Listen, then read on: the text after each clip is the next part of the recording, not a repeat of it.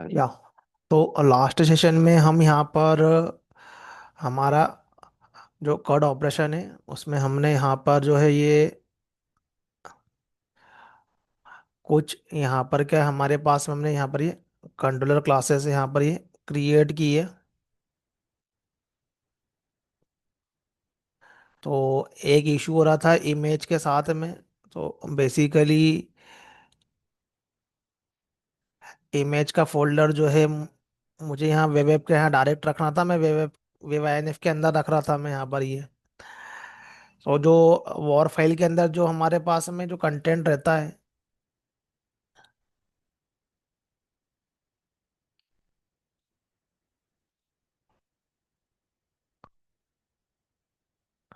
तो war file के अंदर हमारे पास में जो कंटेंट रहता है, तो वहाँ पर इमेज वगैरह जो है वो बाहर रहती है वेब आईएनएफ के।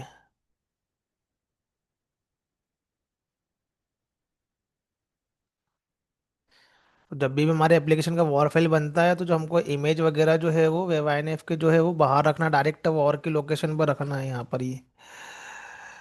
तो जो स्प्रिंग बूट का स्ट्रक्चर है जेएसपी के साथ में हमें यहाँ पर जो है वो बाहर के साइड में रखना है। यहाँ पर ये वेब ऐप के अंदर ये तो जो भी वॉर फाइल बनेगा उसका उसके अंदर वो बाहर रहेगा, वेब आईएनएफ के अंदर नहीं रखना है। मैं अंदर रख रहा था ये, इसलिए ये आइकन ले नहीं रहा था यहाँ पर ये।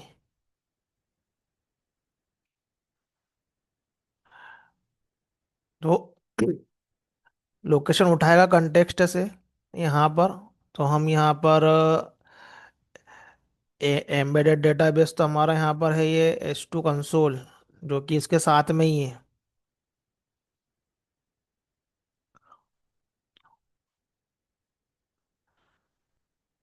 और यहाँ पर जो है ये लोकल होस्ट, हमारे यहाँ पर यूआरआई क्या है, हमको अभी लाना है यहाँ पर सारे के सारे एम्प्लॉय का डेटा। तो गेट ऑल एम्प्लॉय हमने यहाँ पर जो है वो एज ए यहाँ पर ये कंट्रोलर में ये क्रिएट किया है। यहाँ पर हम क्या कर रहे हैं कि लिस्ट निकाल के ला रहे हैं एम्प्लॉय की यहाँ पर ये। और जो हमारे पास में जो ये एम्प्लॉय रिपोर्ट जो है ये क्या है हमारे पास में ये लॉजिकल व्यू नेम है यहाँ पर ये। तो ये वाला जो है यहाँ पर ये जेएसपी होना चाहिए, ये वाला व्यू टेक्नोलॉजी होना चाहिए। जेएसपी भी हो सकता है या थीमलेस भी हो सकता है यहाँ पर ये। तो यहाँ पर ये जो डेटा जो है यहाँ पर ये ऐड रहेगा यहाँ पर ये। तो ये वाले जेएसपी में हम ओपन करेंगे ये, तो यहाँ पर बाइंडिंग रहेगी। तो यहाँ पर हमने ये जेएसटीएल का टैग लगाया हुआ है यहाँ पर। तो जेएसपी के अंदर हमारे पास में टैग लिब डायरेक्टरी होती है जेएसटीएल। तो जो भी हमें जेएसपी पेज के अंदर लूप कंडीशनल स्टेटमेंट हमको यहाँ पर क्रिएट करना है, तो हमें एक लाइब्रेरी यहाँ पर दी हुई है।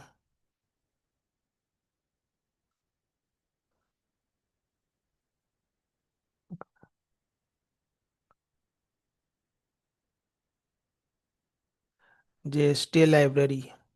तो ये जो कि हमें ये लूप वगैरह जो लूप कंडीशनल स्टेटमेंट के लिए यहाँ पर ये जेएसटीएल यहाँ पर प्रीडिफाइंड लाइब्रेरी है। बेसिकली जेएसपी के अंदर जावा का कोड को रिड्यूस करने के लिए हम क्या राइट करते हैं यहाँ पर,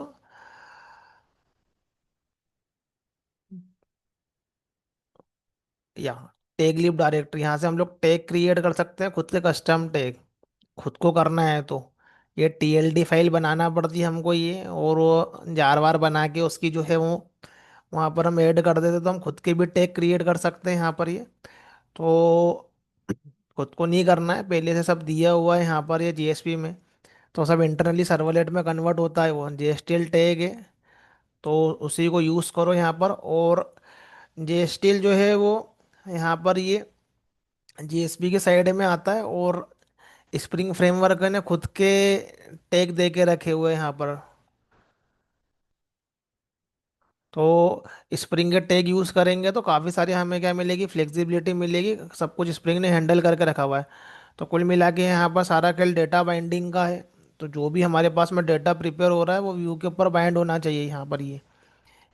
ओल्डर अप्रोच है ये, पहले ऐसे होता था यहाँ पर ये। और छोटे मोटे एप्लीकेशन के लिए ऐसा करते हैं, इन हाउस एप्लीकेशन है, बड़े बड़े एप्लीकेशन इस समय ऐसे नहीं क्रिएट होते। बड़े बड़े एप्लीकेशन क्रिएट होते हैं with the help of angular और रिएक्ट। आज की कंडीशन में हम व्यू प्रिपेयर करते ही नहीं, सर्वर साइड में व्यू अलग से प्रिपेयर करते हैं। और डेटा को हम लोग कहाँ पर लेते हैं, यहाँ पर ये हमारी व्यू टेक्नोलॉजी पे लेते हैं। तो वहाँ पर लेने के बाद में, डेटा लेने के बाद में हम लोग को हमें बाइंडिंग करना पड़ती है यहाँ पर ये। तो यहाँ पर क्या है कि जो बाइंडिंग है हमारी जो है ये एज ए जावा की क्लास से, सेम थिंग स्ट्रक्ट के साथ में भी है, क्लास के साथ में बाइंडिंग करना है यहाँ पर ये। और भी जो ओल्डर फ्रेमवर्क थे, JSF, ADF, सभी के अंदर है जावा का क्लास जो है वो व्यू प्रिपेयर करता है इंटरनली। तो जो भी HTML का पेज इंटरनली रेडी हो रहा है यहाँ पर ये, तो हमें यहाँ पर व्यू टेक्नोलॉजी पर उसकी बाइंडिंग करना पड़ती है। यहाँ पर कुछ ना कुछ ऐसा वेरिएबल होना चाहिए जो जावा क्लास से मैप हो रहा है। तो यहाँ पर क्या टाइटली कपल्ड रहता है, व्यू टेक्नोलॉजी है टाइटली कपल्ड हो जाती है हमारी जावा की क्लास से। बट आज की कंडीशन में व्यू बिल्कुल अलग क्रिएट होता है, और बैकएंड डेवलपमेंट बिल्कुल अलग होता है, फ्रंट एंड डेवलपमेंट बिल्कुल अलग होता है। बाद में इंटीग्रेट हो सकते हैं वो, उसको हम एक सर्वर पर भी रख सकते हैं, अलग अलग सर्वर पे भी रख सकते हैं, इस पर अवर प्लानिंग जो भी कन्वीनियंट रहे। बट हम बैकएंड से आज की कंडीशन में डेटा ही एक्सपेक्ट करते हैं। ये हमारा जो है ये ओल्डर अप्रोच है, लेकिन पता होना ही चाहिए सब कुछ, बिकॉज छोटे मोटे एप्लीकेशन हम ऐसे क्रिएट करते हैं। बड़े बड़े एप्लीकेशन के लिए हम लोग एंगुलर रिएक्टर पे मूव करते हैं यहाँ पर ये।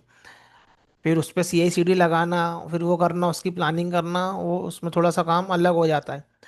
तो यहाँ पर जो है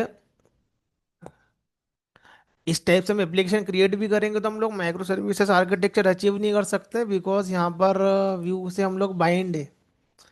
तो एप्लीकेशन को सेपरेट कैसे कर पाएंगे। लेकिन यदि हम लोग सिर्फ डेटा को ही ला रहे हैं तो हम लोग अलग अलग मॉड्यूल के डेटा को अलग अलग सर्वर से ला सकते हैं ये।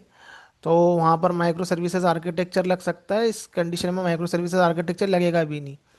तो यहाँ पर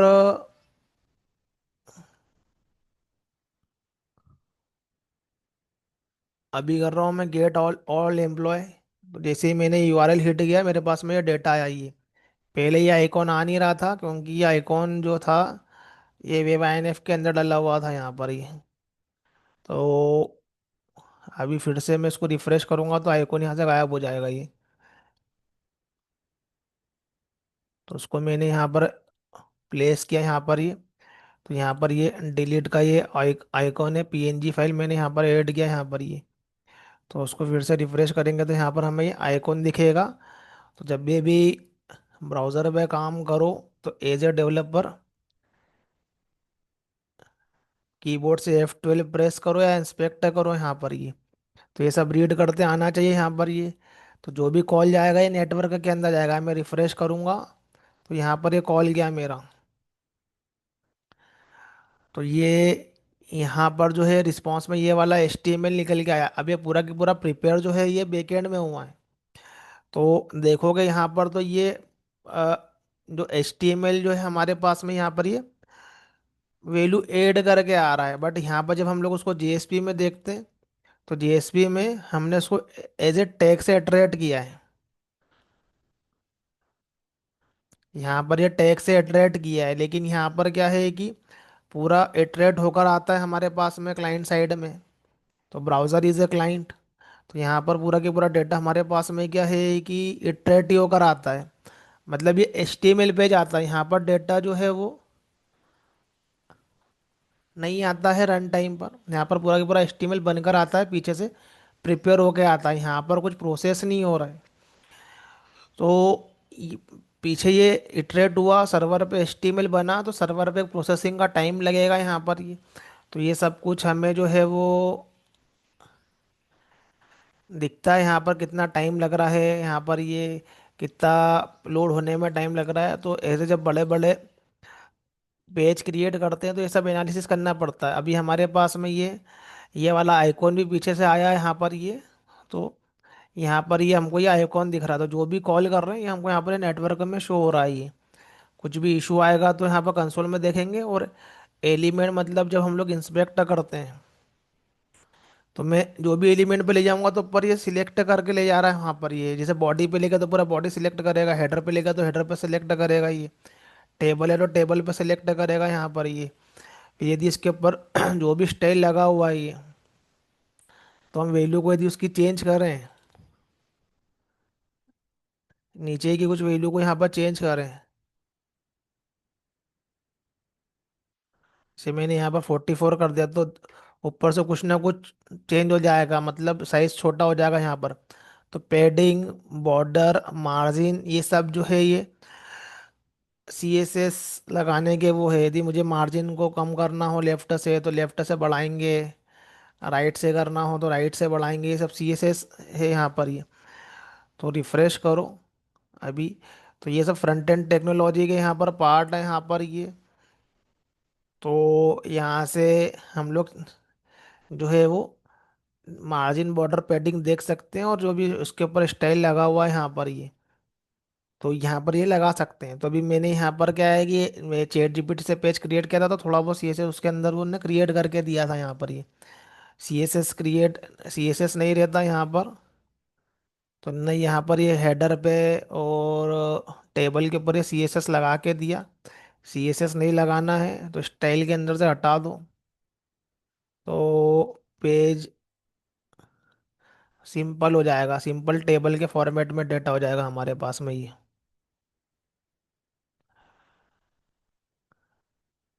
तो बेटर रहेगी, सीएसएस लगे ही रहने दो यहाँ पर ये।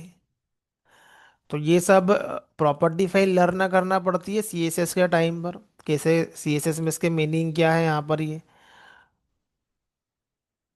तो as a full stack development हमें सीएसएस का भी नॉलेज चाहिए। तो स्टार्टिंग में तो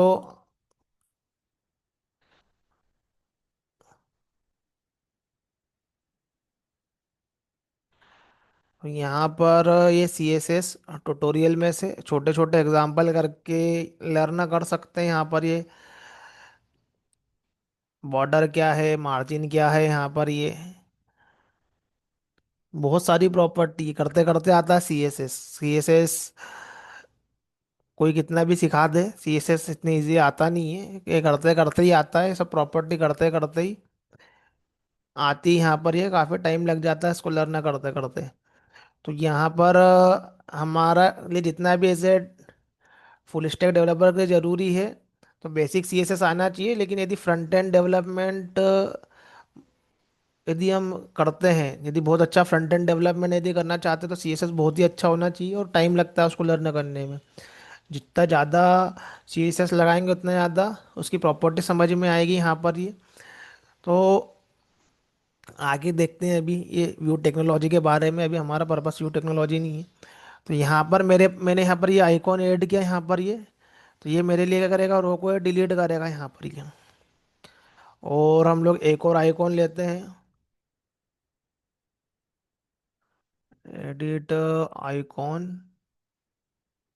पीएनजी।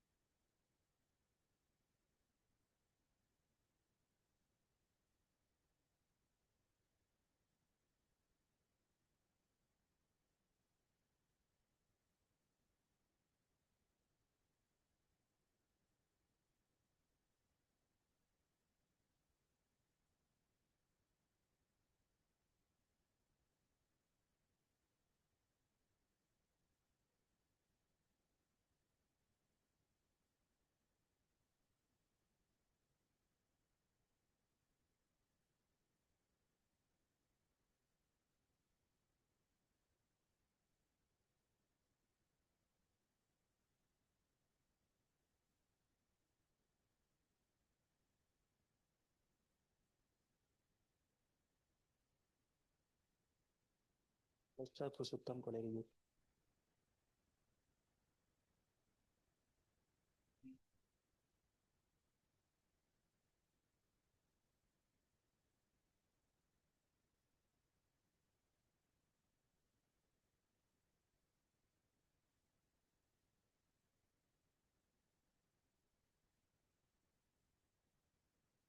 तो ये हमारा ये एडिट का यहाँ पर ये आइकॉन है, इसको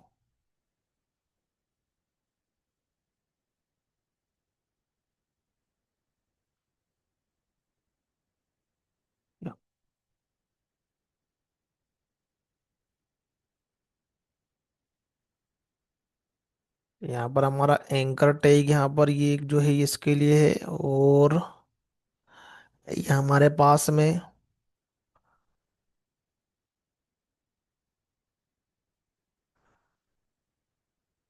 ये वाला आइकॉन को ऐड कर देते हैं।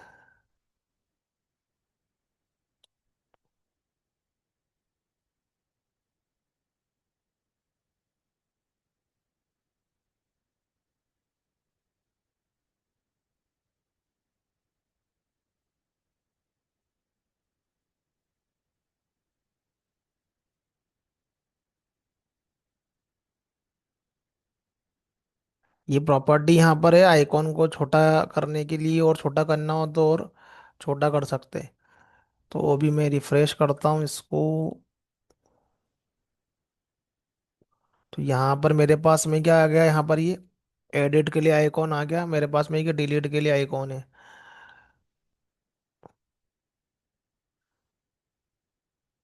40 कर लेते हैं इसको यहाँ पर ये।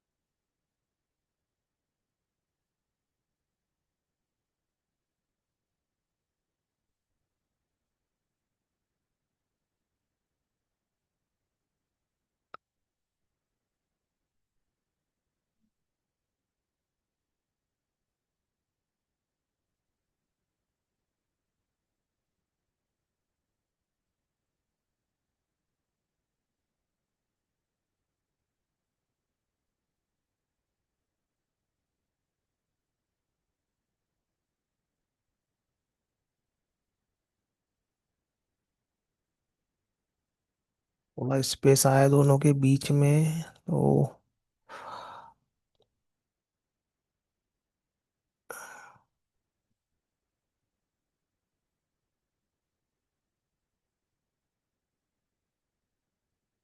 या, तो हमारे पास में ये एडिट का हो गया, और यहाँ पर ये डिलीट का हो गया। अब ये यहाँ पर ये हमारे पास में ये ऐड एम्प्लॉय। तो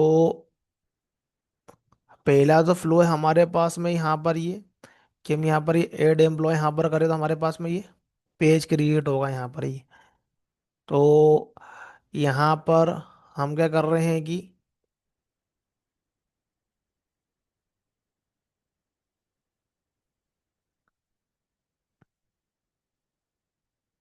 ऐड एम्प्लॉय से हम लोग यहाँ पर ये क्रिएट कर सकते हैं यहाँ पर ये।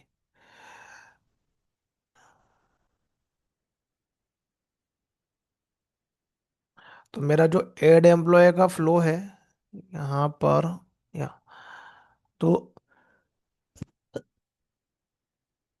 यहाँ पर ऐड एम्प्लॉय के फ्लो में मेरे पास में क्या है कि सबसे पहले मेरा ये गेट मैपिंग कॉल होता है, तो मेरा यहाँ पर ये फॉर्म क्रिएट होता है। जैसे हम लोग यहाँ पर ऐड एम्प्लॉय करेंगे तो मेरे पास में यहाँ पर ये फॉर्म क्रिएट होगा ये। और यहाँ पर हमने रेडीमेडेड स्प्रिंग के टैग यूज किए हैं यहाँ पर। ये स्प्रिंग का दिया हुआ है हमारे पास में टैग लिब डायरेक्टरी, यहाँ पर उसका फॉर्म हमने यूज किया है। फॉर्म क्रिएट करना है यहाँ पर जो है सिंपल HTML का भी कर सकते हो, बट उसके लिए जो है वो थोड़ा सा स्प्रिंग का यूज करेंगे तो हमें काफ़ी फैसिलिटी मिलती है डेटा बाइंडिंग की। काफ़ी चीज़ें उसके लिए इंटरनली प्रोसेस हो जाती है। HTML का यूज़ करेंगे तो सब कुछ नहीं मिलेगा उसके अंदर। स्प्रिंग का फॉर्म यूज़ करेंगे, सॉरी स्प्रिंग का सिंपल HTML यूज़ करेंगे तो। बट ये स्प्रिंग फ्रेमवर्क अगर हम लोग टेक डायरेक्टरी यूज़ कर लेंगे तो हमें जो है वो काफ़ी बेनिफिट मिलेंगे इसके यहाँ पर ये। और थीम लिप से बाद में हम उसको कन्वर्ट कर लेंगे यहाँ पर ये। तो यहाँ पर जो है हमारे पास में ये स्प्रिंग के टैग यहाँ पर है। तो जेएसटीएल के अंदर यहाँ पर जो ये रेडीमेडेड है, तो जेएसपी के अंदर एक उसके अंदर होता है हमारे पास में डायरेक्टिव्स, जहाँ पर हम लोग कस्टम टैग बनाते हैं। तो स्प्रिंग का और यहाँ पर ऑलरेडी दिया हुआ है यहाँ पर टैग, वो इंटरनली सब प्रोसेस कर लेता है, हमें तो उसका टैग लगाना है। तो रेडीमेडेड टैग अवेलेबल रहते हैं फ्रेमवर्क के अंदर, यूज़ करो। स्टड्स के भी होते हैं, जस्ट में यूज़ करना है, JSFM भी होते हैं। बट अभी मॉडर्न वे में यदि हमको टैग यूज़ करना है तो थीम लीफ का यूज़ करो, स्प्रिंग बूट का यूज़ कर रहे हैं तो। लेकिन अभी हम यहाँ पर JSP का यूज़ कर रहे हैं। तो यहाँ पर हमारे पास में ये फॉर्म निकल कर आएगा ये। तो ये फॉर्म के अंदर जो है ये मॉडल एट्रीब्यूट एक टैग है यहाँ पर। ये मॉडल एट्रीब्यूट, ये मॉडल एट्रीब्यूट टैग जो रहता है वो बाइंडर रहता है हमारा इस पर्टिकुलरली ऑब्जेक्ट से। तो ये एक पीछे ऑब्जेक्ट क्रिएट होता है जहाँ पर हमारे लिए ये बाइंड होता है ये। और जैसे ही हम यहाँ पर फॉर्म फिल करते हैं तो ये डेटा जो है ये जो बैकएंड साइड में जो है वो मॉडल एट्रीब्यूट के अंदर आता है। तो डेट हम पहले सर्वर से गेट करेंगे तो ये फॉर्म हमारे पास में सर्वर से आएगा। फिर हम जैसे सबमिट करेंगे तो सर्वर पर जाएगा। तो यहाँ पर जब भी हम सर्वर से कुछ लेते हैं तो हम गेट मेथड का यूज़ करते हैं। और सर्वर को हम कुछ देते हैं तो हम क्या करते हैं, पोस्ट का यूज़ करते हैं। इट इज़ HTTP मेथड, इसको हम लोग HTTP मेथड बोलते हैं। तो नेटवर्क प्रोटोकॉल पे जब भी हम क्लाइंट सर्वर कम्युनिकेशन करेंगे तो हम लोग हमेशा ये get post put in method से कम्युनिकेशन करते हैं। तो इसका अपना अपना मीनिंग है। गेट मतलब कुछ ले रहे हैं हम लोग, पोस्ट मतलब कुछ सर्वर साइड में दे रहे हैं, पुट मतलब सर्वर साइड पे कुछ मॉडिफाई कर रहे हैं, डिलीट मतलब सर्वर साइड पे कुछ डिलीट कर रहे हैं। तो गेट पोस्ट हमको ये बताता है कि हम लोग सर्वर पे क्या कर रहे हैं यहाँ पर, ये एक इंडिकेशन है ये। तो ये फॉर्म हमने वहाँ से ले लिया है और फॉर्म पीछे ऑब्जेक्ट है क्रिएट किया हुआ है वहाँ पर। ये सर्वर के साइड में ऑब्जेक्ट वहाँ पर क्रिएटेड है। अब उसी ऑब्जेक्ट को हम लोग यहाँ पर रिट्रीव करते हैं मॉडल एट्रीब्यूट से। तो ये यही बताता है एम्प्लॉय यहाँ पर ये कि ये फॉर्म का वहाँ पर ऑब्जेक्ट क्रिएटेड है जो हमने यहाँ पर क्रिएट किया है यहाँ पर। ये हमको क्या करना है, यहाँ पर गेट करना है। और गेट करने के बाद में यहाँ पर हमने ऐड एम्प्लॉय किया है यहाँ पर ये। तो इंटरनली हम क्या कर रहे हैं, यहाँ से ये सर्विस लेयर को कॉल कर रहे हैं यहाँ पर ये। और सर्विस लेयर हमारे डेटाबेस लेयर को कॉल कर रही है। तो कोई से भी एप्लीकेशन का फ्लो यही जाएगा यहाँ पर ये। यहाँ से हम लोग सर्विस लेयर को कॉल करेंगे, सर्विस लेयर जो होगी वो आगे वो डेटाबेस लेयर को कॉल करेगी यहाँ पर। तो यहाँ पर ये सर्विस लेयर कॉल हो गया ये। अब यहाँ पर एक चीज़ आती है रीडायरेक्ट एट्रीब्यूट। तो रीडायरेक्ट एट्रीब्यूट का मतलब ये होता है जब भी हम क्या करते हैं कि रीडायरेक्ट, यदि एक कंट्रोलर से यहाँ से हम लोग इंटरनली दूसरे कंट्रोलर को कॉल कर देते हैं, अभी हम लोग रिस्पॉन्स नहीं भेज रहे हैं, हम लोग इंटरनली दूसरे कंट्रोलर को कॉल कर देते हैं। टेक्निक होती है हमारे पास में सर्वलेट टू सर्वलेट कम्युनिकेशन।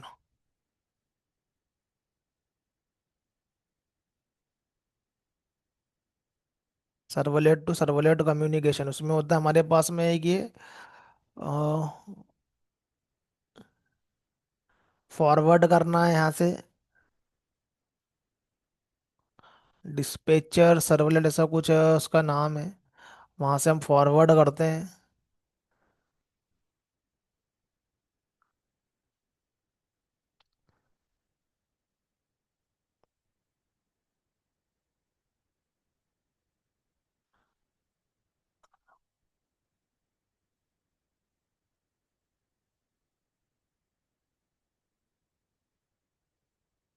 या तो यहाँ पर सर्वलेट टू सर्वलेट हम लोगों को क्या करते हैं, कम्युनिकेशन करते हैं, तो ये होता है रिक्वेस्ट डिस्पैचर।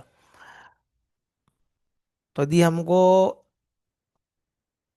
सर्वर पे हमारा रिस्पांस आता है सर्वलेट से, लेकिन हम चाहते हैं कि हमारा रिस्पांस जिसको हमने कॉल किया उस सर्वलेट से नहीं आए, वो इंटरनली दूसरे सर्वलेट को कॉल करे वो ही, तब हमारी जो सर्वर पर रिक्वेस्ट आएगी यहाँ पर ये वाले पे, हम क्या कर देंगे कि यहाँ से हमें रिक्वेस्ट को फॉरवर्ड कर देंगे, यहाँ पर इसके अंदर फॉरवर्ड, यहाँ पर मेथड है रिक्वेस्ट डिस्पैचर की यहाँ पर ये। तो ये इंटरनली क्या कर लेगा, सर्वलेट टू को कॉल कर लेगा यहाँ पर इंटरनली, यहाँ पर ये सर्वलेट टू को, और रिस्पॉन्स जो सर्वर को आएगा यहाँ से आएगा। तो जरूरी नहीं है कि सर्वर पर हमेशा हमने जिस सर्वलेट के ऑब्जेक्ट को रिक्वेस्ट करी वही रिस्पॉन्स भेजे। हम सर्वर पर जो है वो इस सर्वलेट को रिक्वेस्ट भेज के हमारा रिस्पॉन्स हो सकता है दूसरा सर्वलेट से भी आ सकता है, तो ये क्या कर लेगा, रिडायरेक्ट कर देगा दूसरे को और यहाँ से आएगा यहाँ पर ये। तो इंटरनली जो है यहाँ पर ये अल्टीमेटली हमारे पास में ये व्यू क्रिएट होना है यहाँ पर ये। अब वो यहाँ से हो कि वहाँ से हो, ये इसी सबको रिजॉल्व करके हमारे पास में जो फ्रेमवर्क है ये। तो एक सर्वलेट जो पूरा के पूरा सर्वलेट का ऑब्जेक्ट काम करता है, यहाँ पर एक मेथड करता है फ्रेमवर्क का, मैं अब इंटरनली वो फ्रेमवर्क का हैंडल करता है उसको, केसेस अब हैंडल करना है यहाँ पर ये। तो अब हमारा हैंडलर मैपिंग व्यू रिजॉल्वर सब इंटरनली काम करते हैं, प्रिपेयर करके देते हैं हमें, तो इतना सा मेथड राइड करना है उसके लिए। तो यहाँ पर हम लोग यहाँ पर रिडायरेक्ट कर रहे हैं, तो रिक्वेस्ट आ रही है हमारी यहाँ पर और हम रिस्पॉन्स ले रहे हैं इससे ये। हम बार बार क्या कर रहे हैं, रिपोर्ट दिखा रहे हैं, कुछ भी कर रहे हैं हम लोग उसी पेज के ऊपर कुछ मॉडिफाई नहीं कर रहे हैं, हम लोग रिपोर्ट दिखा रहे हैं। तो रिडायरेक्ट कर देंगे हम लोग ये वाले कंट्रोलर पे। तो रिडायरेक्ट के साथ में हमें जी डेटा भी रिडायरेक्ट करना है, डेटा भी भेजना है दूसरे कंट्रोलर में, तो हमें यहाँ पर ये रिडायरेक्ट एट्रीब्यूट लेना पड़ता है। यहाँ पर ये रिडायरेक्ट एट्रीब्यूट लेंगे तो हमारा डेटा भी जो है वो शेयर हो जाएगा उस कंट्रोलर के साथ में। तो वहाँ पर यहाँ का जो मैसेज है वो हमें ये वाले पेज पे दिखता है, इधर का जो हमने मैसेज है यहाँ पर इसकी बाइंडिंग होगी, यहाँ पर ये लिखा इधर है लेकिन वो ये वाले पेज पे दिखेगा ये। तो एम्प्लॉय रिपोर्ट के अंदर, एम्प्लॉय रिपोर्ट के अंदर ये मैसेज डाला हुआ है यहाँ पर ये। अब ये ब्लिंक टैग में मैंने डाला था, बाकी ब्लिंक अब डेप्रिकेटेड हो गया तो हाँ डालने का कोई मतलब नहीं है। ये वाला टैग अब HTML में काम नहीं करता, नहीं तो ऐसा वो फ्लैश होता रहता वो ब्लिंक करता। तो यहाँ पर क्या है कि अभी इसलिए डाला है यहाँ पर ये वाला टैग कि इत, इस फॉर्म के अंदर मैं ऐड एम्प्लॉय करता हूँ यहाँ पर ये। अब मैंने यहाँ से करूँ क्या, नीचे मैंने बटन के ऊपर भी ऐड एम्प्लॉय को यहाँ पर लगा के रखा हुआ है, ये हमने यहाँ पर ऐड किया, यहाँ पर ऐड एम्प्लॉय को लगा के रखा हुआ है, तो ऊपर नहीं लिखना है तो नीचे यहाँ पर राइट करो। तो स्प्रिंग सिक्योरिटी जब हम लगा देंगे आगे तो यहाँ से कर ही नहीं पाएंगे। स्प्रिंग सिक्योरिटी का मतलब ये है कि डायरेक्ट हमको सारे यूआरएल हम हिट नहीं कर सकते, एक्सेप्ट जो हमारा लैंडिंग पेज है उसके अकॉर्डिंगली। अब जैसे कि ये फ्लिपकार्ट है, तो flipkart.com तो कर लोगे, लेकिन अब तुमको टीवी लेकर आना है आगे, तो यहाँ पर क्या टीवी का यूआरएल पता भी चल जाएगा यदि, तो डेटा नहीं आने वाला है, सिक्योरिटी लगी रहती है, विथ क्लिक ही डेटा आएगा। अब इतना बड़ा यूआरएल रहता है यहाँ पर ये, और ये वैल्यू जो है वो चेंज भी होती रहती है।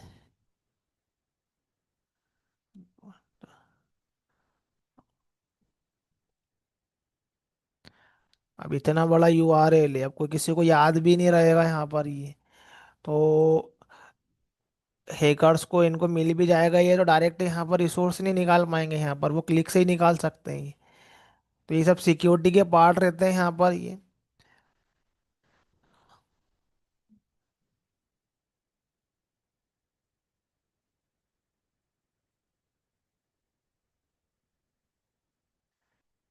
तो हमें यहाँ पर जो है वो ऑलवेज जो है वो प्रोसेस फॉलो करके जाना है। अभी तो हमने एप्लीकेशन क्रिएट किया तो हमें यूआरएल मालूम है, लेकिन वो डायरेक्ट एक्सेसिबल नहीं रहता है, डिपेंड करता है एप्लीकेशन पे। और बड़े बड़े यूआरएल रहते हैं, हमें क्या पता है कि कंट्रोलर में क्या है वहाँ पर ही है, अभी हम लोग डेवलप कर रहे हैं तो हमें पता ही है। तो हम तो जो देंगे ऑलवेज यहाँ पर जो है वो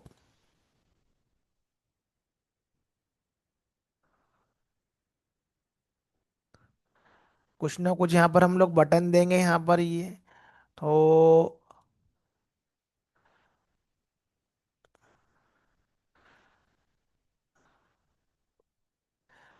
नया ऐड कर लेते हैं हम लोग यहाँ पर।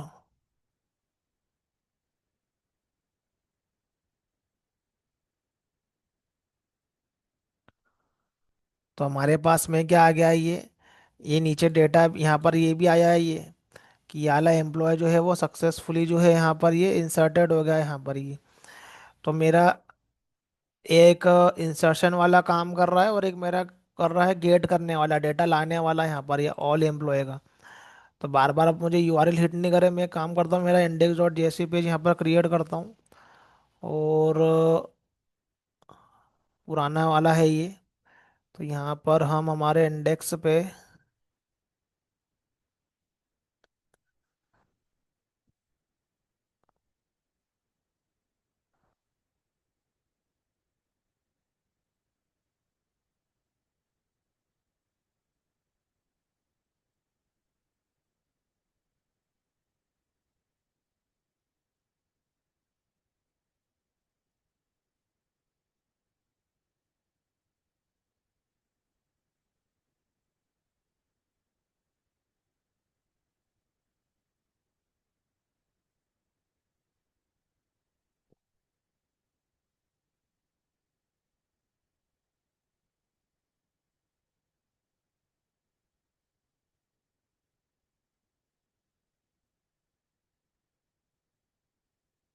इंडेक्स पे हम क्या करते हैं कि डायरेक्ट रिपोर्ट ही निकालेंगे।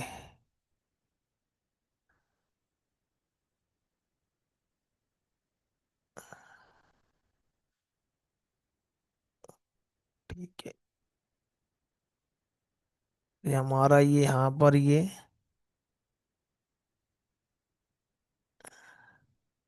गेट ऑल एम्प्लॉय कॉल होगा ये, सेंटर में रहेगा यहाँ पर ये। तो बार बार हमको ऊपर यूआरएल नहीं हिट करते हैं, जब भी सर्वर ऑन होगा तो हमारे पास में यहाँ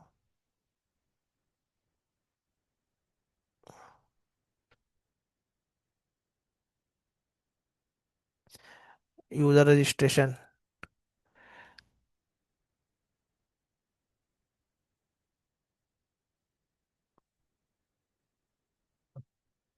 रिपोर्ट जनरेशन। रिपोर्ट क्लिक करेंगे तो बार बार ही आएगा, तो रिपोर्ट की जगह पर हम यहाँ पर भी क्या करते हैं कि इमेज डाल लें तो ज़्यादा बेटर रहेगा।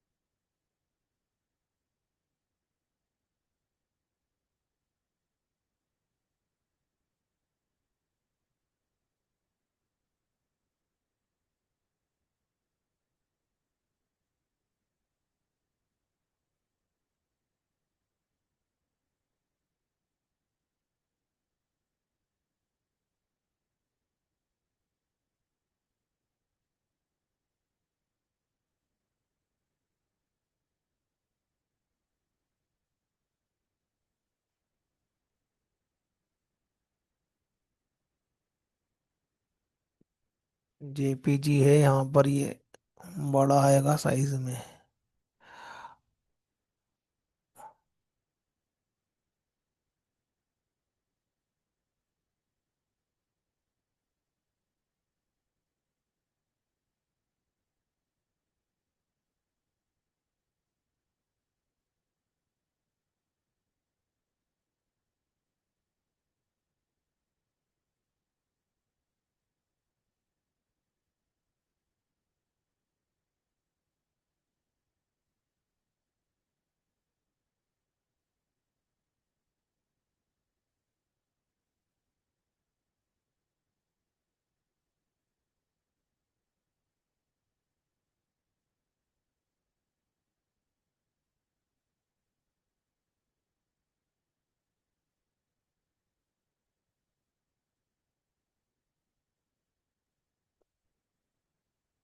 ठीक है, रिपोर्ट सिंबल में हम क्लिक करेंगे तो हमें क्या हो जाएगी, डायरेक्ट रिपोर्ट यहाँ पर आ जाएगी यहाँ पर।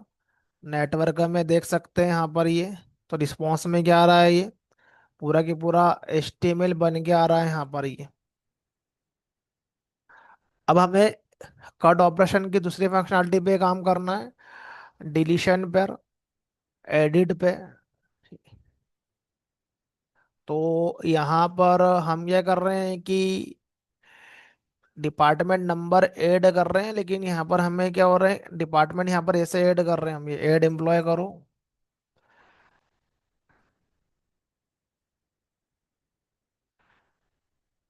हमें नंबर आ रहा है यहाँ पर, डिपार्टमेंट का नेम नहीं आ रहा है यहाँ पर ये। तो करते हैं इसको, यहाँ पर डिपार्टमेंट का नेम को लेकर आते हैं यहाँ पर ये। तो यहाँ पर फ्लो कैसे काम कर रहा है यहाँ पर ये, एक एक फ्लो को लिखना है पहले कॉपी पे। ये फ्लो कैसे काम करता है यहाँ पर ये, हम जब भी हमें कोई रिक्वायरमेंट मिलेगी सबसे पहले उसको राइट करना है, फ्लो क्या है यहाँ पर ये। तो ऐड करने के लिए सबसे पहले ऐड का पेज आना चाहिए, तो गेट मैपिंग से पेज आएगा, पोस्ट मैपिंग से हमारे पास में डेटा आएगा ये। तो ये डेटा जाके क्रिएट होगा हमारे डेटाबेस में। यहाँ पर ये डेटा जो है हमारा, यहाँ पर क्या होगा, वो क्रिएट होगा यहाँ पर ये डेटा। एम्बेडेड डेटाबेस लिया है, डेटा हमारा यहाँ पर क्या होगा, यहाँ पर ये क्रिएट होगा ये। तो क्रिएट करने के पहले फॉर्म को लाना पड़ेगा वहां पर ये, तो एक कंट्रोलर के थ्रू हमारा क्या होगा, यहाँ पर ये फॉर्म आएगा यहाँ पर ये। तो ये फॉर्म के पीछे ये ऑब्जेक्ट है, ऑब्जेक्ट के अंदर जो है हमारा डेटा जो हो रहा है वो यहाँ पर ये ऐड हो रहा है यहाँ पर ये। अब इन सब की क्या हो रही है, JSP पे बाइंडिंग हो रही है यहाँ पर। मतलब एक पीछे जो पोजो क्लास है उसके लिए मेरे पास में क्या है, यहाँ पर ये ऑब्जेक्ट है ये, न्यू एम्प्लॉय। अब ये क्या है कि ये जो DB का ऑब्जेक्ट है वही हमने यहाँ पर ले लिया है। अब हम एक काम करते हैं यहाँ पर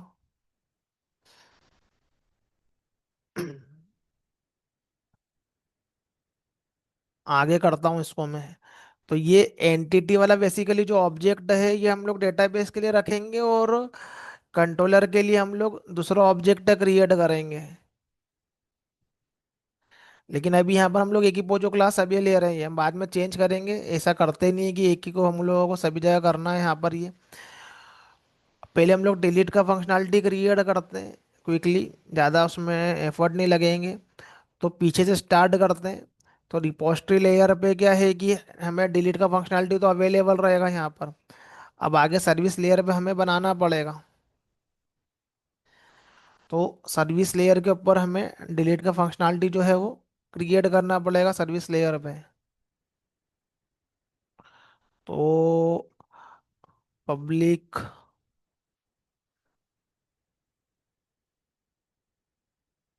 स्ट्रिंग रिटर्न में ले लेंगे अभी हम लोग यहाँ पर, डिलीट एम्प्लॉय। तो डिलीट करने के लिए क्या चाहिए, ID,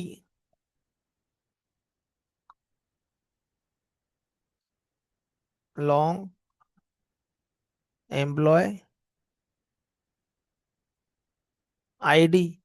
तो जो भी हमारे पास में यहाँ पर ID क्रिएट हो रही है एम्प्लॉय की, तो वही आईडी जो है हमारे पास में ऐसे वो डिलीट में काम आएगी। यहाँ पर ये आईडी को हम यहाँ पर लेकर आ रहे हैं, तो ये इनफ है डिलीट करने के लिए हमारे पास में आईडी, जो भी इसके अंदर यूनिकनेसेस रिकॉर्ड के लिए।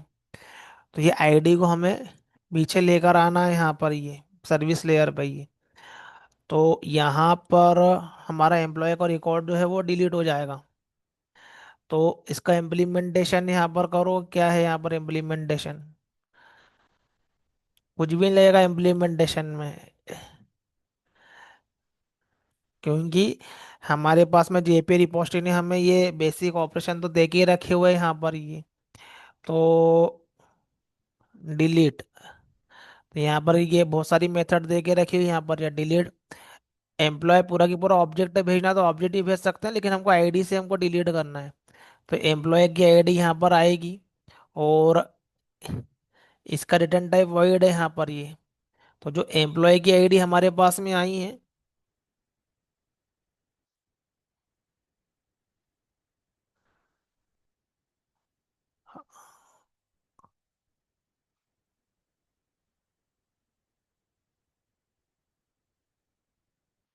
एम्प्लॉय आईडी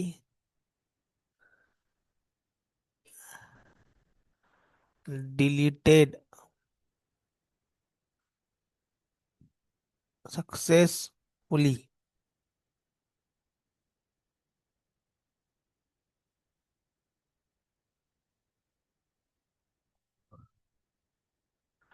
तो ये मैंने भी मैसेज प्रिपेयर कर लिया है यहाँ पर, ये कि ये मैसेज यहाँ से इस तरीके से चले जाए। बट यहाँ पर मेरा क्या हुआ, यहाँ पर ये ऑपरेशन परफॉर्म हुआ जो कि डीबी पे लग रहा है यहाँ पर ये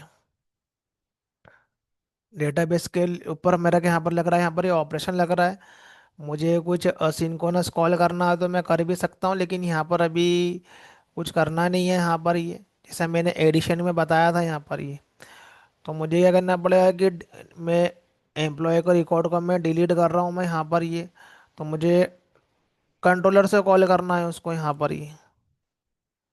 तो हमें यहाँ पर क्या करना है कि कंट्रोलर के अंदर जो है वो डिलीट वाला जो है वो,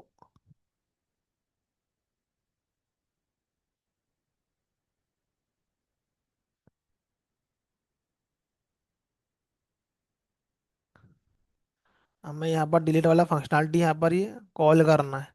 तो पब्लिक स्ट्रिंग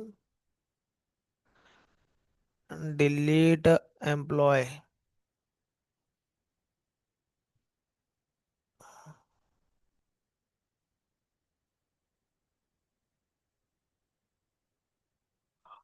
तो गेट मैपिंग के थ्रू भी हम यहाँ पर जो है ये डिलीट मैपिंग लगा देते हैं यहाँ पर ये, डिलीट मैपिंग।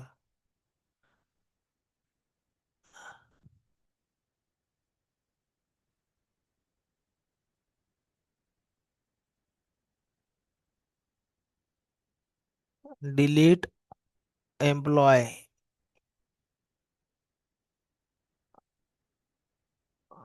ठीक है, डिलीट एम्प्लॉय यहाँ पर ये।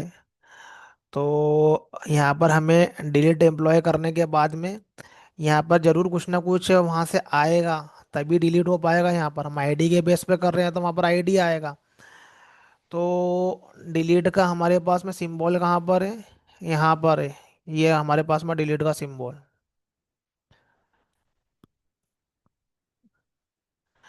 डिलीट का सिंबल यहाँ पर है, तो जाओ इसके सिम पेज पर, यहाँ पर ये एम्प्लॉय रिपोर्ट। तो यहाँ पर जो है हमारे पास में जो है यहाँ पर जो है ये वाला इमेज है। यहाँ से हमें क्या करना है कि उसको जो है वो है यहाँ पर ये कॉल करना है हमें ये। तो कैसे कॉल करेंगे हम लोग? तो हमारे पास में यहाँ पर जैसा ये HREF टैग है यहाँ पर ये,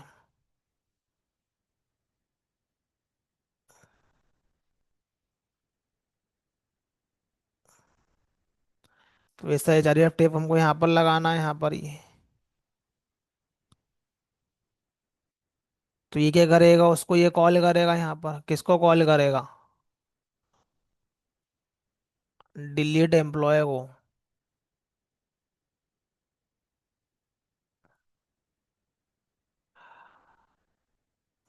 अब इसके पास में आईडी भी आना चाहिए एम्प्लॉय की। ये एम्प्लॉय की आईडी भी आना चाहिए इसके पास में ये। तो हमारे पास में यदि हम लोग फॉर्म से भेजें या फिर हम लोग क्वेरी स्ट्रिंग से यदि हम लोग भेजें क्वेश्चन मार्क लगा के, तो हम यहाँ पर क्या भेज रहे हैं, ये एम्प्लॉय एम्प्लॉय आईडी राइट कर दो। एम्प्लॉय आईडी हम भेज रहे हैं यहाँ पर ये सब ट्रांसलेट कर लेता है हमारा ये इसके अंदर कंटेनर। तो ये एम्प्लॉय की आईडी क्या होगी हमारे पास में यहाँ पर जाएगी, यहाँ पर ये डिलीट फंक्शनलिटी के लिए। अब ये जो एम्प्लॉय की आईडी जो यहाँ पर गई, तो इसको यहाँ पर गेट करना पड़ेगा। ये एम्प्लॉय की आईडी को यहाँ पर क्या करना पड़ेगा, गेट करना पड़ेगा यहाँ पर ये लॉन्ग रहेगी ये।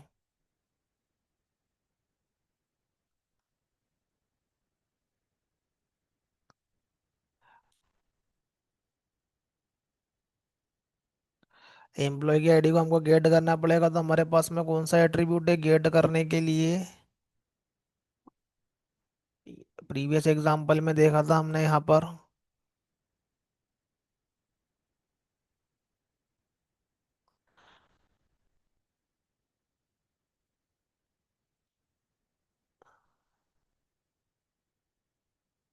मॉडल एट्रीब्यूट नहीं है, ये भी नहीं है।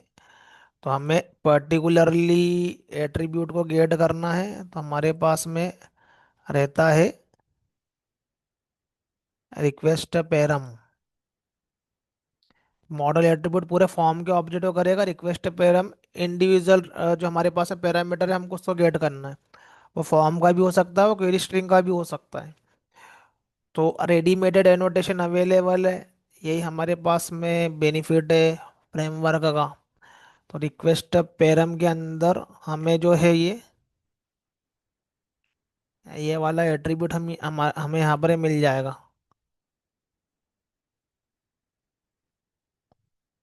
Employ ID, employee ID embedded database है, एम्बेडेड सर्वर है, तो बनते बनते ही डिप्लॉय हो रहा है। ये बेनिफिट है स्प्रिंग बूट का। तो मैं यहाँ पर ले रहा हूँ लॉन्ग एम्प्लॉय आईडी। तो ये इसके अंदर क्या होगा, यहाँ पर ये मैप होगा, यहाँ पर ये गेट करेगा, यहाँ पर मैप होगा, कंट्रोल शिफ्ट हो रिक्वेस्ट पेयर मेरे पास में इंसर्ट होगा, डिलीट मैपिंग।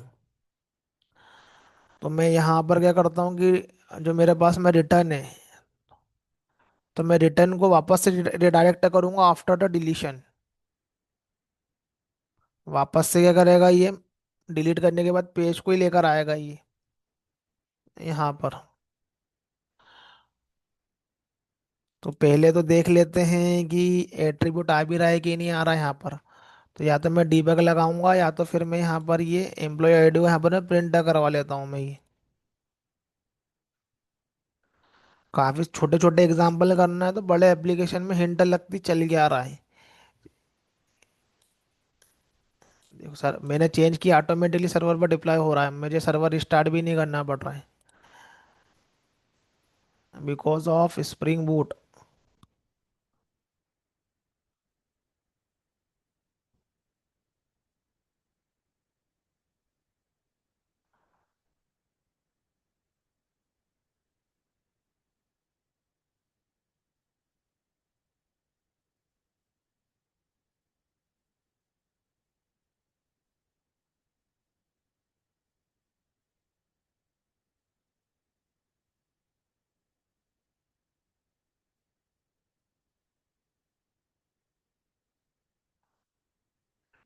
गेट रिपोर्ट करी, इसको कॉल किया,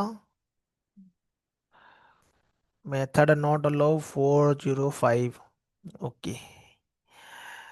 तो डिलीट मैपिंग ये अलाउ नहीं करता है if we are calling with HREF। तो ये जो है हमारे पास में हाइपर लिंक वाला, ये तो हाइपर लिंक वाला डिलीट को सपोर्ट नहीं करता है, तो ये सपोर्ट करता है गेट को।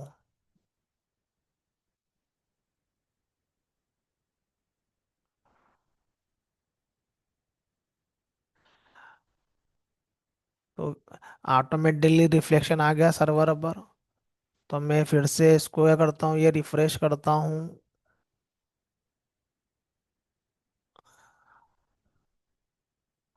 तो मेरे पास में क्या है कि ये ऑल एम्प्लॉय का मेरे पास में डेटा आया यहाँ पर, ये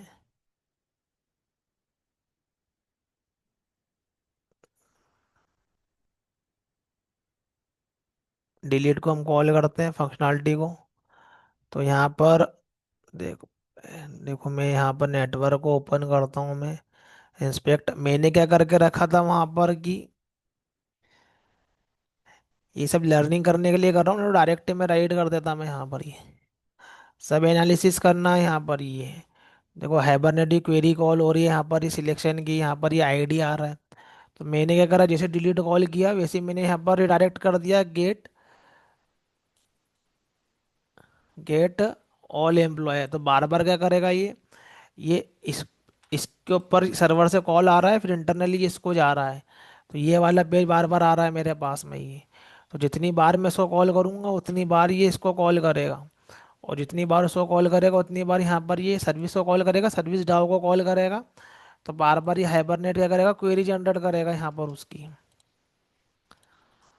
तो यहाँ पर देखो डिलीट कॉल किया, तो यहाँ पर क्या हुआ, ये मेरा गया यहाँ पर कॉल, ये डिलीट पे ये रिक्वेस्ट, ये एम्प्लॉय आईडी मेरे पास में रिक्वेस्ट में गया यहाँ पर ये। फिर इनने internally get get all employee call कर लिया यहाँ पर उसने, वाले कंट्रोलर ने आके। और ये फिर से हम क्या करते हैं कि डिलीट करते हैं, ये फिर से कॉल गया हमारे पास में, ये फिर से डिलीट करते हैं, फिर से कॉल गया यहाँ पर ये। तो ये क्या कर रहा है कि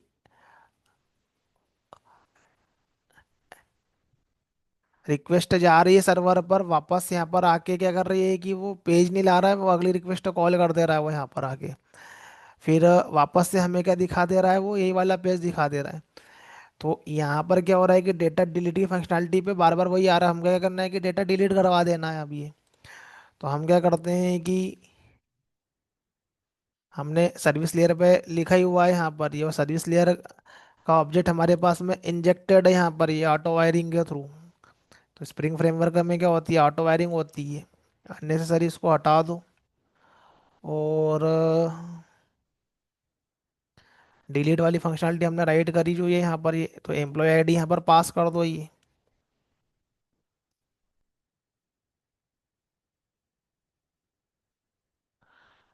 अब देखो, अब मैं डिलीट करूंगा तो यहाँ पर 4 रो है, तो 3 ही बचेगी। क्या हो गया मेरा यहाँ पर, ये डिलीट कॉल हुआ। क्वेरी में देखो हाइबरनेट की यहाँ पर ये डिलीट वाला, हाइबरनेट ने यहाँ पर क्या किया, कॉल किया यहाँ से ही। सिलेक्शन इसलिए हो रहा है, बार बार क्या हो रहा है, वो रिपोर्ट के अंदर हमारे पास में डेटा आ रहा है, इसलिए सिलेक्शन हो रहा है यहाँ पर ये सब लॉग का पार्ट रहते हैं, हम रियल टाइम एप्लीकेशन में लॉग क्रिएट करते हैं यहाँ पर ये। तो यहाँ पर हम लॉग जनरेट करवाते हैं एनालिसिस करने के लिए। डिबग लेवल लॉग होते हैं, इन्फो लेवल लॉग होते हैं, अभी लर्निंग कर रहे हैं तो सब जनरेट कर रहे हैं, but it is a part of our planning. Unnecessary log create नहीं करना है सर्वर पर, क्योंकि वो मेमोरी ऑक्यूपाई करते हैं, लॉग क्रिएट होते हैं। तो ये लॉग फोर जी का यूज़ करके हम लोग अलग से उसमें क्रिएट करेंगे, सर्वर कंसोल पे बेसिकली क्रिएट नहीं होते हैं। तो यहाँ पर क्या है कि जो जो भी मैं ऑपरेशन कर रहा हूँ ये, तो as a full stack developer हमें एंड टू एंड देखना है। तो ये फ्रंट एंड में क्या हो रहा है, तो ये ब्राउज़र पे कैसे कॉलिंग जा रही है, बैकएंड में क्या हो रहा है, डेटाबेस में क्या हो रहा है, हमें सब पता होना चाहिए। हम जो भी कर रहे हैं हमें सब पता होना चाहिए as a full stack developer. तो ये मैंने यहाँ पर एम्बेडेड डेटाबेस लेकर रखा हुआ है, एम्बेडेड सर्वर लेकर रखा हुआ है, ताकि मेरा क्विक एप्लीकेशन जो हो वो सेटअप हो सके लोकल एनवायरनमेंट में। अब मैं यहाँ पर टॉमकेट इंस्टॉलेशन करूँगा, मैं यहाँ पर माई एसक्यूएल या ओरेकल इंस्टॉलेशन करूँगा, तो मेरा एप्लीकेशन मुझे रन करने के लिए पहले सर्वर भी स्टार्ट करना पड़ेगा और डेटाबेस भी स्टार्ट करना पड़ेगा। लेकिन एम्बेडेड मुझे मिल गया तो वो इंस्टॉलेशन से मैं बच गया, मैं क्विकली जस्ट मेरे लॉजिक पे काम करूँगा मैं ये। फिर हम उसको डेव एनवायरनमेंट में करेंगे, वहाँ पर एक्सटर्नल सर्वर यूज़ करेंगे वहाँ पर ये। बट एज ए लोकली तो हमारा काम फास्ट हो जाएगा इससे ये। तो ये डिलीट का फंक्शनलिटी कॉल हो गया। अब मैंने यहाँ पर क्या किया था कि यहाँ पर ये इसके रिटर्न में मैंने स्ट्रिंग लेकर रखा था, यहाँ पर ये स्ट्रिंग स्ट्रिंग हमारे पास में आया मैसेज डिलीशन सक्सेसफुली का। अब ये मैसेज को मैं दिखाना चाहता हूँ उस पेज के ऊपर। तो क्या करूँगा, जैसे मैं ऐड के अंदर में कर रहा था दिखाने के लिए, मैं रिडायरेक्ट कर रहा था उसको मैं मैसेज को, वैसे मैं यहाँ पर भी क्या कर दूंगा, मैं रिडायरेक्ट कर दूंगा मैं ये।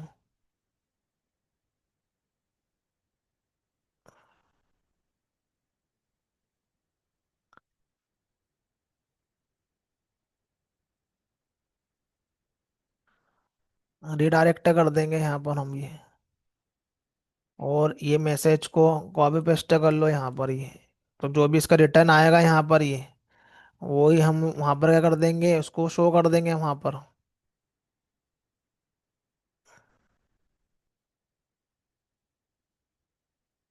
तो जो यहाँ पर मैसेज आएगा वो उसके अंदर यहाँ पर क्या हो जाएगा, ऐड हो जाएगा यहाँ पर हमारी रिपोर्ट के अंदर जो है। यहाँ पर ये नीचे डला ही हुआ है यहाँ पर ये।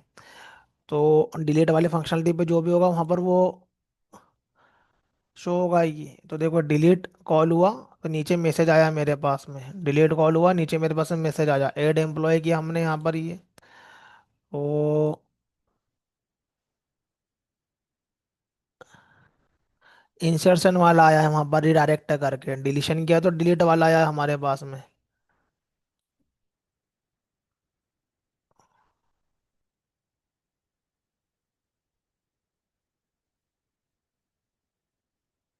डिलीट करेंगे तो डिलीट वाला आएगा हमारे पास में ये।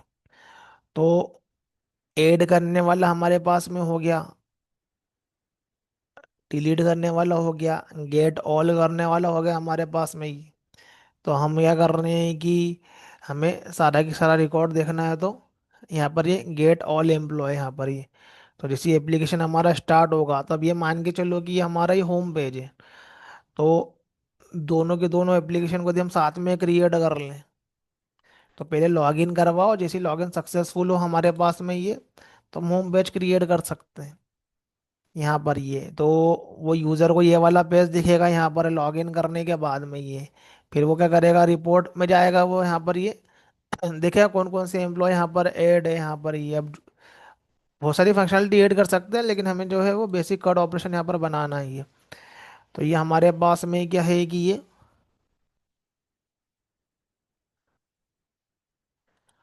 नया एम्प्लॉय हम लोग यहाँ से ऐड करते हैं।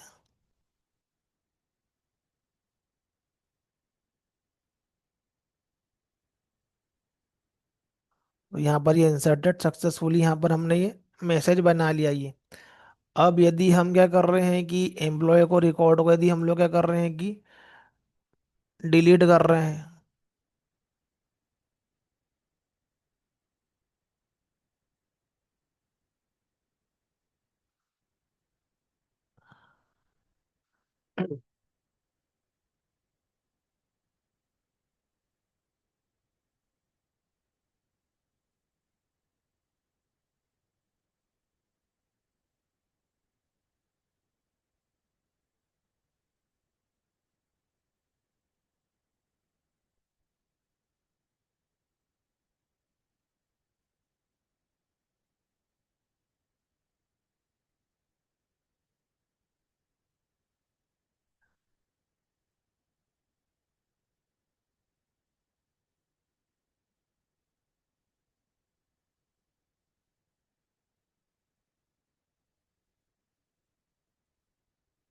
डिलीट करने के पहले हम यहाँ पर क्या कर देते हैं कि कंफर्म मैसेज देख लेते हैं, कंफर्म कर लेते हैं यहाँ पर ये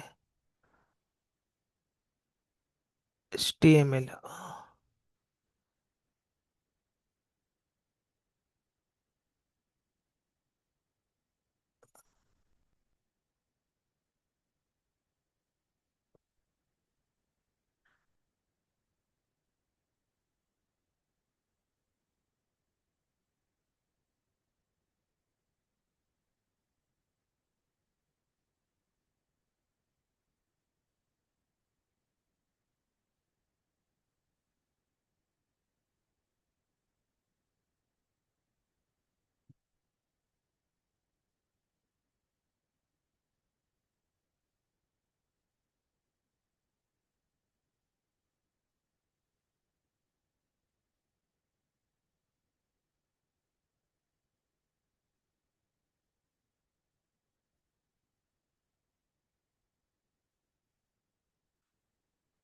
तो यहाँ पर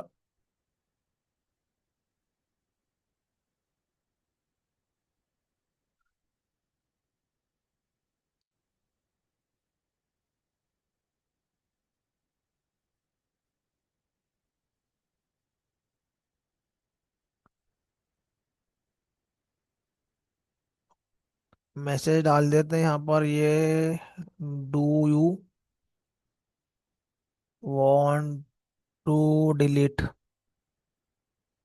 ऐसे डायरेक्ट तो डिलीट नहीं कर देते हैं। अब ये अलर्ट मैसेज आएगा।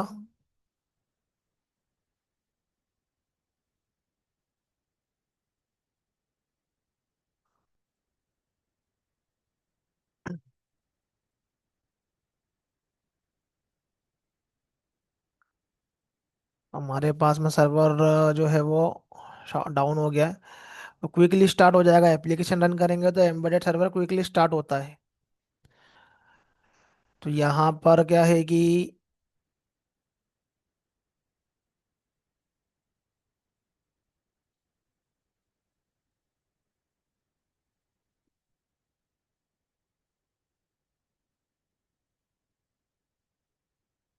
Do you want to delete, okay, then वो डिलीट करेगा। तो हमें यहाँ पर क्या करना है कि ओके करना है। तो ये इसके अंदर तो सीधे ओके का ही ऑप्शन आ रहा है, कैंसिल करने वाला भी चाहिए हमको।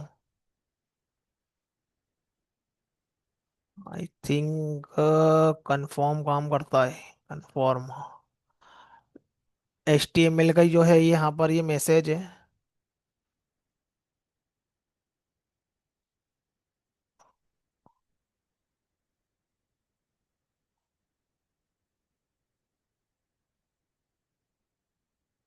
या तो यहाँ पर कैंसिल वाला भी आया, कंफर्म वाला हमने लगाया, ये तो कैंसिल। ओके, ठीक है। कैंसिल पे नहीं होना चाहिए कॉल।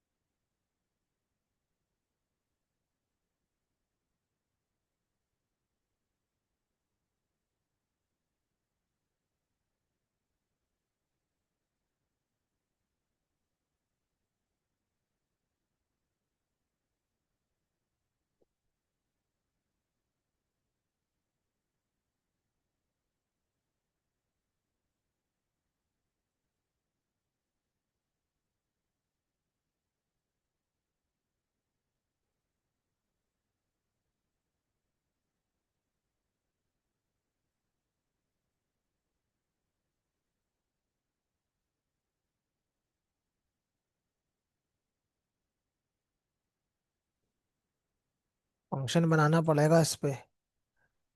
ठीक है, यहाँ पर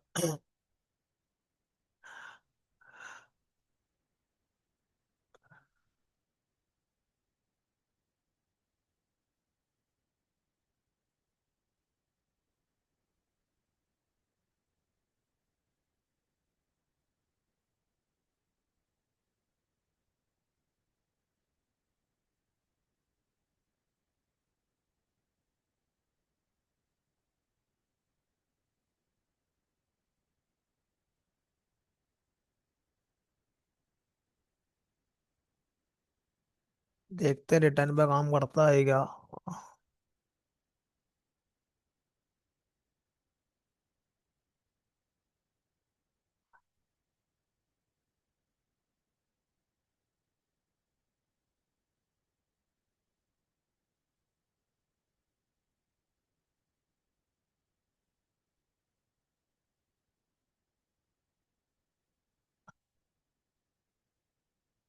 क्या, हाँ रिटर्न पे काम कर रहा है ये। तो ओके करेंगे जब भी डिलीट करेगा यहाँ पर ये, अदरवाइज डिलीट नहीं करेगा। तो ये हमारा क्या हो गया, ये डिलीट का फंक्शनैलिटी हो गया यहाँ पर ये, गेट का हो गया है। अब हमें आगे जो देखना है वो ये एडिट का फंक्शनैलिटी देखना है। तो एडिट का फंक्शनैलिटी जब हम यहाँ पर करना है हमें ये, तो उसके लिए हमें जो है यहाँ पर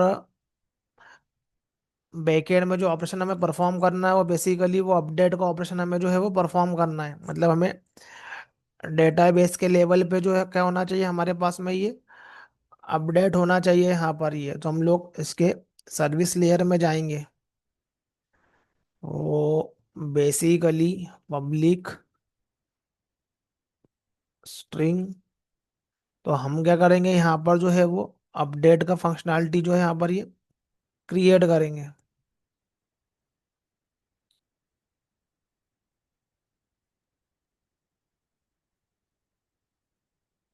लेकिन अपडेट का फंक्शनैलिटी क्रिएट करने के लिए यहाँ पर पहले तो यहाँ पर हम लोगों को अपडेट करवाना है। अपडेट एम्प्लॉय, तो यहाँ पर क्या है कि एम्प्लॉय जो होगा हमारे पास में अपडेट होगा यहाँ पर ये। तो रिपोजिटरी लेयर पे तो हमारे पास में है जो अपडेट करने के लिए हाइबरनेट में हम लोग जैसा करते हैं, तो सेव ऑपरेशन को ही हम लोग एज ए अपडेट में यूज कर सकते हैं, लेकिन हमें डेटा पूरा आईडी के साथ में भेजना पड़ता है। तो सेव मेथड जो हमारी है वो अपडेट भी कर देती है, लेकिन डेटा जो होना चाहिए हमारा आईडी के साथ होना चाहिए, क्योंकि ऐड के समय जो वो सेव कॉल होता है यहाँ पर, ये जो सेव मेथड कॉल होता है यहाँ पर आईडी जनरेट होती है नहीं। लेकिन हम यही मेथड को कॉल फिर से कर सकते थे, हमारे पास में आईडी अवेलेबल है, आईडी के साथ में नया डेटा हम सेंड करेंगे तो वो पुराने डेटा को अपडेट करेगा वो। और यदि वो आईडी नहीं है तो वो नया डेटा क्रिएट करेगा। तो हम लोगों को आईडी जो है वो चाहिए, आईडी के साथ में डेटा चाहिए हमें ये। तो अपडेट वाला जो ऑपरेशन होता है यहाँ पर ये अपडेट, तो हमें क्या करना है कि पूरा के पूरा एम्प्लॉय का डेटा जो है यहाँ पर ये सेंड करना है। तो ऐड वाले ऑपरेशन में आईडी नहीं होती है, क्योंकि ये नया डेटा होता है, बिल्कुल नया डेटा होता है। आईडी सी क्रिएट होती है डेटाबेस साइड में, डेटाबेस साइड में जब डेटा इंसर्ट होता है तो हमारी आईडी जनरेट होती है, जो भी हमने स्ट्रेटेजी लगाई है डेटाबेस साइड में। लेकिन जब हम लोग अपडेट करते हैं तो यहाँ पर नया डेटा आएगा विथ आईडी। तो उसको मिलेगा कैसे नया डेटा, जो भी हमको अपडेट करना है। तो पहले हमें फेच करना पड़ेगा डेटाबेस से पुराने डेटा को, फिर नए डेटा पे अपडेट करना पड़ेगा। तो हम यहाँ पर क्या करेंगे कि एक जैसे ही क्लिक करेंगे यहाँ पर, तो हमारे पास में नया फॉर्म आएगा। नया फॉर्म नहीं आएगा, ये वाला फॉर्म आएगा, लेकिन इसके अंदर डेटा पहले से रहेगा इसके अंदर। हमें उसी डेटा में कुछ मॉडिफिकेशन करना है, जैसे डेजिग्नेशन में करना है, नेम में करना है, तो हमें एक नया फॉर्म क्रिएट करना पड़ेगा यहाँ पर। सिमिलर फॉर्म हमें क्रिएट करना पड़ेगा यहाँ पर ये, तो वो डेटा लेकर आएगा। तो अपडेट का फंक्शनैलिटी के पहले हमें क्या करना पड़ेगा कि डेटा को पहले फेच करना पड़ेगा डेटाबेस से। तो पब्लिक एम्प्लॉय अब हम यहाँ पर एक मेथड बना लेते हैं गेट एम्प्लॉय। तो पहले हम लोग फेच करेंगे यहाँ पर डेटा को,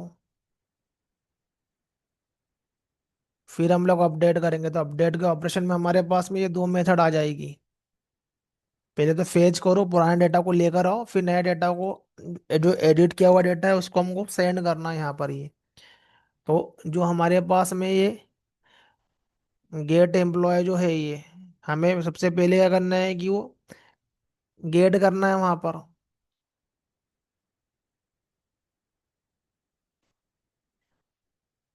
तो अब ये सर्विस लेयर पे हमें ये दो मेथड जो है यहाँ पर ये इम्प्लीमेंट करना है। तो इजी है, यहाँ पर ये गेट एम्प्लॉय डेटा कैसे आ जाएगा हमारे पास में। Get by ID, get by ID नहीं यूज करना, फाइंड बाय आईडी यूज करना। Find by ID. तो एम्प्लॉय आईडी यहाँ से पास कर दो। तो इसके रिटर्न में जो निकलेगा हमारे पास में ये फाइंड बाय आईडी का जो रिटर्न टाइप होता है वो ऑप्शनल एम्प्लॉय। तो जावा 8 वाला होता है, नल आ जाता है ये, तो इसकी हम लोग चेकिंग कर सकते हैं यहाँ पर ये ऑप्शनल।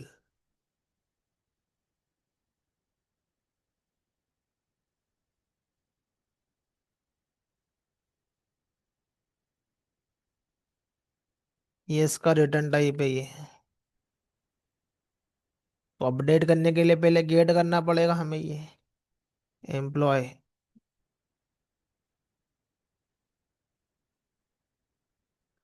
तो यदि एम्प्लॉय एग्जिस्ट करेगा यहाँ पर चेक कर लो, यहाँ पर ये यदि एग्जिस्ट करता है इस प्रेजेंट एम्प्लॉय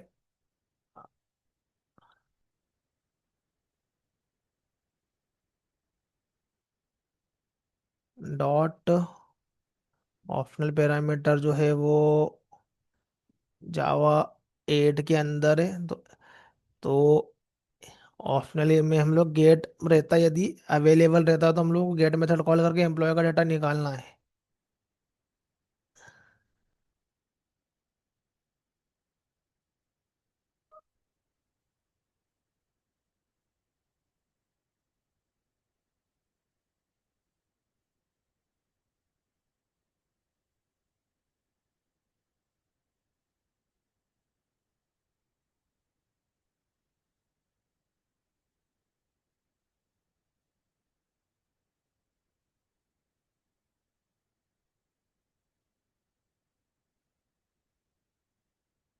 तो गेट करके यहाँ पर क्या जाएगा, एम्प्लॉय का रिकॉर्ड आ जाएगा यहाँ पर ये। हम चाहें तो इस तरीके से पहले हमें यहाँ पर ये चेक कर सकते हैं। यहाँ पर ये ऑप्शनल जो जावा 8 का फीचर है वो इसीलिए यहाँ पर ये कि ये इज प्रेजेंट या इज एम्प्टी, इज प्रेजेंट। तो इफ की कंडीशन में यहाँ पर लगाओ प्रेजेंट यदि है,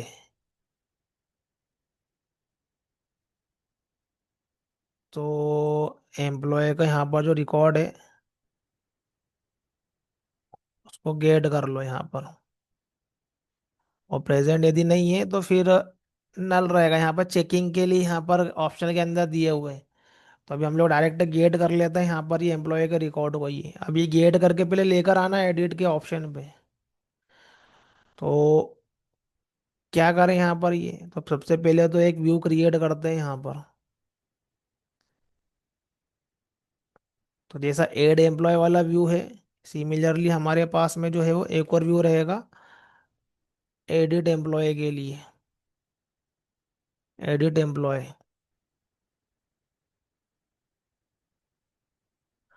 अब इंटरनली कैसे काम हो रहा है इसके अंदर ये समझना पड़ेगा यहाँ पर ये। तो स्प्रिंग का टैग का यूज करने का बेनिफिट भी रहेगा हमें ये कि ये ऑटोमेटिकली बाइंडिंग करता है यहाँ पर ये। तो यहाँ पर हमारे पास में है मॉडल एट्रीब्यूट। और पहले जब हम लोग ऐड करते थे तो यहाँ पर क्या करते थे कि हम लोग ब्लैंक का डेटा हम लोग पहले क्रिएट करते थे यहाँ पर ऐड के केस में। यहाँ पर मॉडल के लेवल पे हम लोग ऐड डेटा यहाँ पर करते थे ये, इसमें ये एक ऑब्जेक्ट को मैप करते थे पीछे। कहाँ गया कंट्रोलर।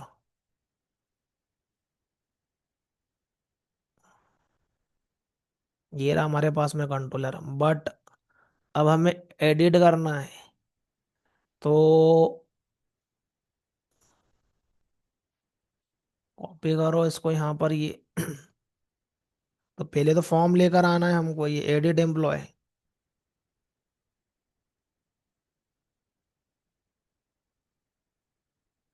इसका नाम रख दो यहाँ पर, ये एडिट एम्प्लॉय। तो यहाँ पर ब्लैंक ऑब्जेक्ट नहीं चाहिए हमें ये, हमें यहाँ पर जो चाहिए,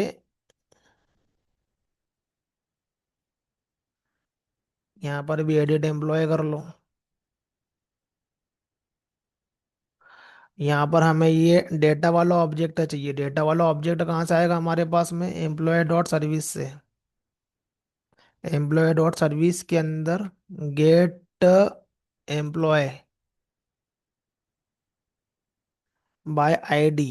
तो मॉडल के साथ में हमें एम्प्लॉय की आईडी भी जो है वो यहाँ पर एम्प्लॉय की आईडी इनपुट में चाहिए रहेगी यहाँ पर।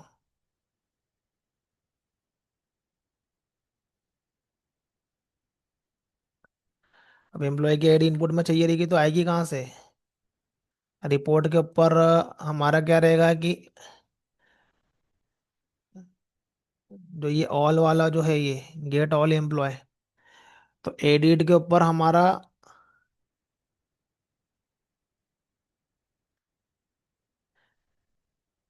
जो HREF जो है ये, इसको कॉपी करो और इसके अंदर ऐड करो यहाँ पर ये।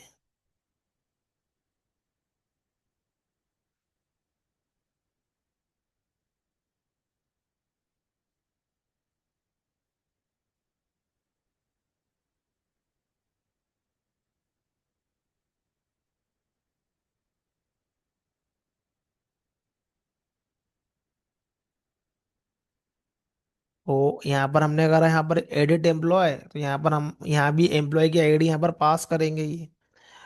तो अब एडिट एम्प्लॉय करेंगे हम यहाँ पर, ये जब ये क्लिक होगा हमारा, तो कंट्रोलर किसको कॉल करेगा यहाँ पर? ये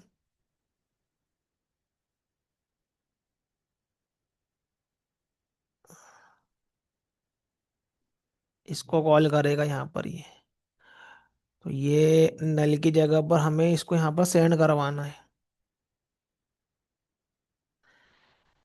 और यहाँ से जो हमें डेटा मिलेगा एम्प्लॉय का, पहले तो हमको फेच करके लाना है।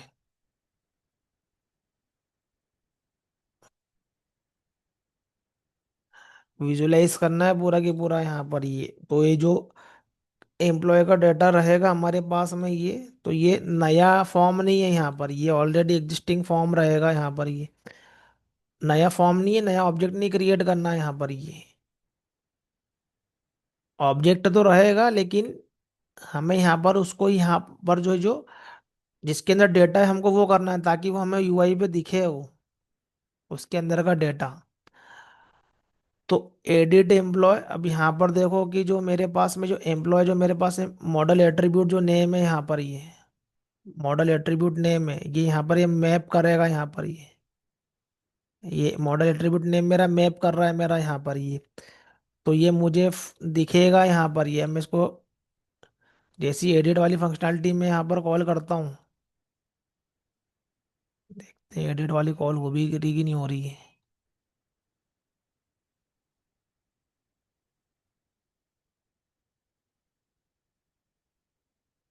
ये देखो ये कॉल हुआ, डेटा मेरे पास में जो आया वो डेटा आया साथ में ही। मतलब ये यहाँ से एडिट वाला जो मैंने यहाँ पर मेरा कॉल हुआ, तो पीछे से डेटा निकल के आया है। मेरा ब्लैंक का फॉर्म नहीं है, मेरा ये एडिटेबल फॉर्म है, मुझे यहाँ पर ये एडिट करना है यहाँ पर ये ऑलरेडी एग्जिस्टिंग रिकॉर्ड को यहाँ पर ये ऐड एम्प्लॉय करते हैं हम, यहाँ पर नया डेटा क्रिएट करते हैं।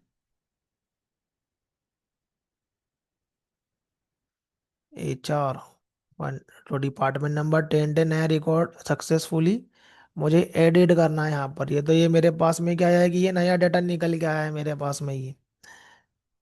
तो ये हमारे पास में क्या है कि ये इसका ये बेनिफिट है यहाँ पर ये। अब ये डेटा की बाइंडिंग ऑटोमेटिकली हो गई है यहाँ पर ये, बिकॉज ऑफ हमने क्या करा यहाँ पर, स्प्रिंग का टैग यूज किया हमने यहाँ पर ये। नहीं तो फिर हमको बाइंडिंग वाइंडिंग करने के लिए अलग से टैग यूज करने पड़ते हैं, रिवर्स बाइंडिंग। मतलब बाइंडिंग मतलब डेटा जब दे रहे हैं फॉर्म से, और फॉर्म के अंदर वापस से डेटा हम लोग एडिट करते समय ऑटोमेटिकली हमें पीछे से भी यहाँ पर आना चाहिए। ऐसा नहीं कि सबमिट करेंगे तो यहाँ पर जाते समय यहाँ पर डेटा जो होगा वो पीछे जाएगा, पीछे का डेटा आगे भी आना चाहिए, फॉर्म पे दिखना भी चाहिए। तो यहाँ पर टू वे बाइंडिंग लगती है, तो स्प्रिंग का यूज करते हैं तो टू वे बाइंडिंग लगती है। तो एक ही डायरेक्शन में डेटा काम नहीं करेगा फॉर्म में, पीछे से भी डेटा हमको आगे यहाँ पर लाना पड़ेगा। सिंपल एचटीएमएल होता तो पीछे से आगे नहीं आ पाता डेटा। ये स्प्रिंग के टैग इसलिए यहाँ पर ये ऑटोमेटिकली इस फॉर्म के अंदर बाइंडिंग हो गई है यहाँ पर ये जो ये हम यूज करते हैं यहाँ पर स्प्रिंग के टैग ऐसे इनपुट सैलरी, और ये हमारी पोजो क्लास से मैप करता है ये। तो ये इसी के लिए है यहाँ पर ये, ताकि ये सब कुछ क्या है यहाँ पर, ये डेटा की बाइंडिंग हमें मिले। ये इंटरनली क्या करता है यहाँ पर, ये पूरा मैपिंग करता है यहाँ पर ये। अब जैसे कि मैंने यहाँ पर चेक बॉक्स मैंने यहाँ पर लिया, यहाँ sorry radio button, sorry drop down मैंने यहाँ पर लिया ऑप्शन में, ये तो ऑटोमेटिकली वहाँ पर वो मैप होकर ऑप्शन दिख गया। अभी इंटरनली सब इसने हैंडल कर लिया, ये पाथ नहीं। तो ये इंटरनली ये टेक के अंदर कोडिंग है, इसके अंदर ये जो टेक बनाया उसके अंदर इस चीज़ को हैंडल किया हुआ है। यदि हम स्प्रिंग का टेक नहीं यूज़ कर रहे हैं तो फिर ये सब हमें फिगर आउट करना पड़ेगा यहाँ पर ये, और HTML और जावास्क्रिप्ट लगा के करना पड़ेगा, व्यू पे लाना पड़ेगा, फिर वो हमें एकदम वेब टेक्नोलॉजी पर डिपेंड हो जाएंगे पूरा यहाँ पर ये। फिर बहुत सारी चीज़ें पॉसिबल नहीं होती है, ये कॉम्प्लेक्स हो जाती है, इसलिए इस स्प्रिंग के टेक से हमें एडवांटेज मिलेगा यहाँ पर ये। तो ये हमारे पास में एडिट आ गया। अब मैं चाहता हूँ कि मैं इसका जो डेजिग्नेशन है वो चेंज करना चाहता हूँ, उसको मैंने लीड इंजीनियर कर दिया मैंने ये। अब देखते हैं यहाँ पर ये इंसर्टेड सक्सेसफुली मैसेज आया मेरे पास में ये। अब श्रीकांत का ये नया रिकॉर्ड क्रिएट हो गया, यहाँ पर अपडेट नहीं हुआ, मैं करना चाहता था अपडेट, लेकिन नया रिकॉर्ड यहाँ पर क्रिएट हो गया। अब ऐसा क्यों हो गया?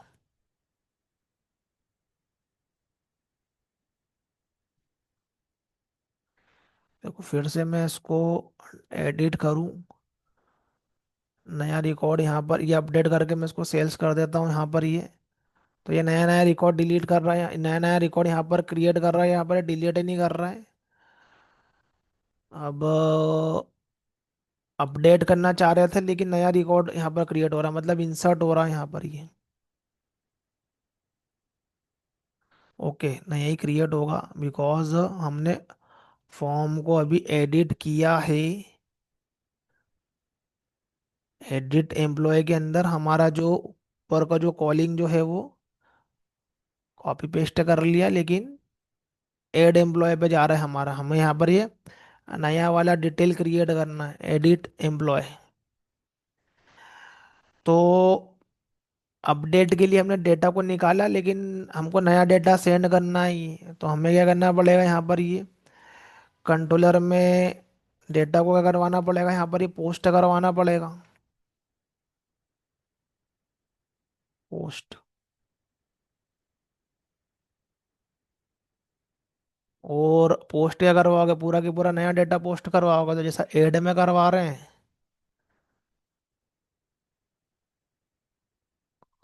वैसा की वैसा हमें ये नया डेटा में भी करवाना पड़ेगा ये। तो सब कुछ हटा दो अभी। तो ये अपडेटेड रिकॉर्ड हमारे पास में आएगा ये। तो गेट की जगह पर हमें जो है वो नया वाला सर्विस मेथड जो कॉल करना है। तो नया वाला कौन सा है हमारे पास में, ये अपडेट वाला। तो अपडेट का इम्प्लीमेंटेशन है नहीं है, तो यहाँ पर इम्प्लीमेंटेशन करें हम इसका, एम्प्लॉय रिपोजिटरी सेव, सेव से काम हो जाएगा वो, लेकिन आईडी के साथ में डेटा आना चाहिए।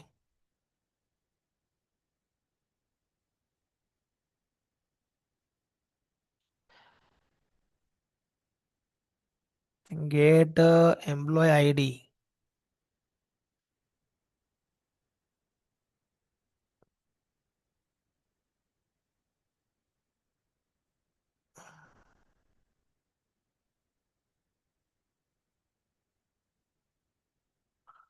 EMP आईडी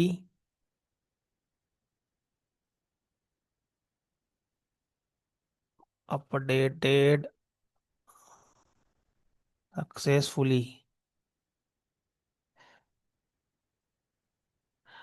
तो सेव फिर से कॉल करेंगे तो सेव से अपडेट भी, ये अपडेट के लिए भी सेव कॉल कर यहाँ पर ये जो है यूज़ होता है, बट आईडी भी आना चाहिए साथ में।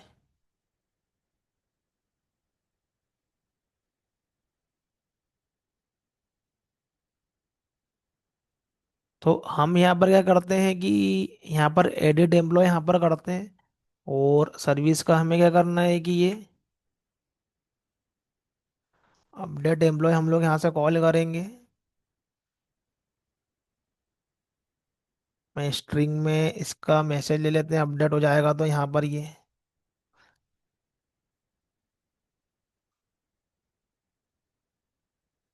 और अपडेट होने के बाद में रिकॉर्ड को फिर से गेट ऑल एम्प्लॉय पे रिडायरेक्ट कर देते हैं, ताकि नया रिकॉर्ड दिखे वहां पर।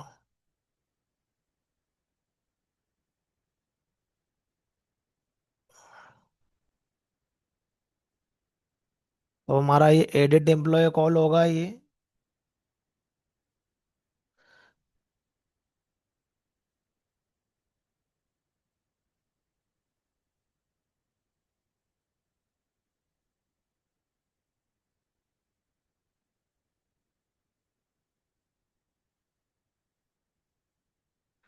देखते हैं यहाँ पर ये लीड की जगह पर हम इसका डेजिग्नेशन क्या कर देते हैं यहाँ पर ये सॉफ्टवेयर इंजीनियर, सेल्स की जगह पे एचआर।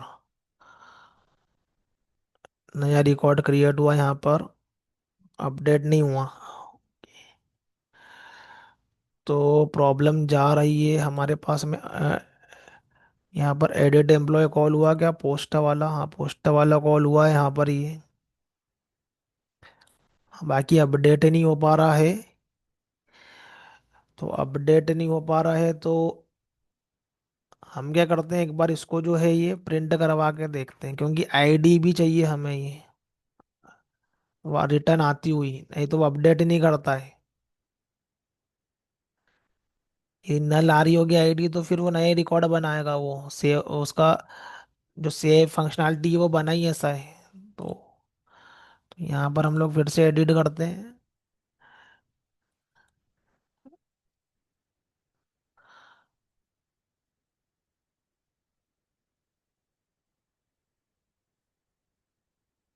देखते हैं एम्प्लॉय का। देखो एम्प्लॉय आईडी आ रही है नल, तो आईडी आ नहीं रही है, तो आईडी को लाने के लिए एडिट के एम्प्लॉय में, तो जब हम लोग नया फॉर्म क्रिएट करते हैं, जब हम लोग आईडी नहीं देते हैं, लेकिन जब हम लोग एडिट करें तो हम लोग आईडी को भी यहाँ पर क्रिएट कर लेते हैं, यहाँ पर ये आईडी भी बना लेते हैं यहाँ पर ये। तो एम्प्लॉय आईडी, एम्प्लॉय नेम है यहाँ पर, तो पोजो क्लास में नाम जो है एम्प्लॉय आईडी। अभी हम मैं और चेंजेस करूंगा अभी नेक्स्ट सेशन में इसमें। तो एम्प्लॉय आईडी यहाँ पर क्रिएट कर लेते हैं, तो एम्प्लॉय एडिट एम्प्लॉय में एम्प्लॉय आईडी भी यहाँ पर ले लेते हैं यहाँ पर ये।